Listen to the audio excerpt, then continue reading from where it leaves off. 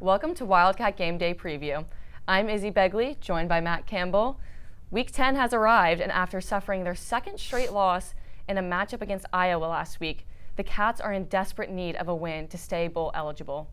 Last week's 40-14 loss to the Hawkeyes was a tough one for Northwestern, as the Wildcat offense seemed as if they were stuck in quicksand for the second straight week. Jack Loush continues to struggle with his newfound responsibilities as the starting quarterback, and he failed to surpass the 10 completion mark for the third week in a row. The total of 68 passing yards was simply just not good enough on a day where the Hawkeyes took care of business, and the two interceptions he threw only put more pressure on the defense to perform. Now, with tougher teams like Ohio State and Illinois coming up on the horizon, Loush really needs to step up as the leader of the offensive unit. Additionally, Northwestern's run scheme was also snuffed out by Iowa, as they were only able to gain 78 yards on the ground on 24 total rushing attempts. Star running back Cam Porter was only held to 50 yards on 13 attempts last Saturday. Yeah, and the Cats were really struggling on the other side of the ball as well. Now, some of this could be attributed to a really low third down conversion rate of just 25.5%, which ranks dead last in the Big Ten.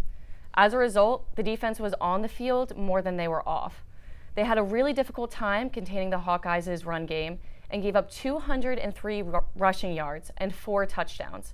115 of those belonged to Caleb Johnson. But it's a new week, and they have another Big Ten matchup on deck against Purdue. Both teams are in desperate need of a win, as the Boilermakers are coming in at just 1-6. Matt, what do you think Northwestern needs to do that they did last week that will translate well to this matchup? I think when we look underneath the surface, there are a ton of positives to point out. So point number one is that Darren Johnson has continued some consistent play for Northwestern secondary that, let's be honest, it seems shaky at times throughout the year. His 85-yard pick six last week for the Northwestern Wildcats was their first against Big Ten opponents since October of 2015. He's logged 3 pass breakups in past games against prolific offenses like Indiana and Maryland. And as long as he does the job this weekend, the secondary is always going to have a standout to rally around. And my second point is that the expanded role that Cam Porter is getting in the game script is going to benefit the Wildcats offense big time. Cam Porter finally broke the 10-carry mark for the second straight week after only getting 6 carries against Indiana and 9 against Maryland. So allowing him to grind out some of those valuable yards on the ground is going to allow Jack Loush as a young quarterback to stay in the right mental frame and be in the capacity to lead the big drive when the Cats need it the most. Yeah, and to build on that, I think the offense has a great opportunity ahead here to get the run game going against a really struggling Purdue defense. On average, the Boilermakers have been allowing 215 rush yards per game, which is the worst in the Big Ten. Wow. Not only is it worse in the Big Ten, it ranks close to dead last in the entire FBS. Establishing more of a run game will allow the offense to maintain more time on the field and give their defense some much-needed time off the field. That's a great point. I'm glad you made that point. So the last positive that I'd like to point out, this one goes under the radar big time, is that the defense is finding much-needed leadership in Mac Uline, who led the team in tackles with 10 last Saturday.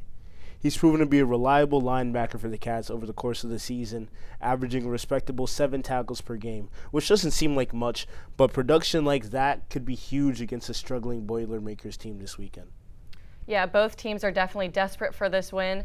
Purdue has not won a single game since their season opener against Indiana State. The Boilermakers are still searching for their first conference win, and they suffered a really close loss in Week 7 to Illinois and have been nowhere near to breaking any other Big Ten opponents. In their Week 9 matchup against Oregon, they got shut out 35-0. However, they are coming off a bye, so they have had some time to make adjustments. Matt, do you think the Boilermakers can adjust their course following this past week? So bye weeks can definitely serve as great reset periods for struggling football teams.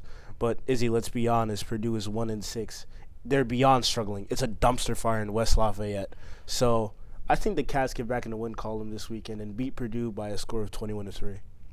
Yeah, I also have the Cats taking the win, but I think it's going to be a much high-scoring game. With both defenses struggling a bit, I have the final score at 38-21. That's all we have for tonight. Thank you for joining us, and we hope to see you back here next week for Wildcat Gameday Preview.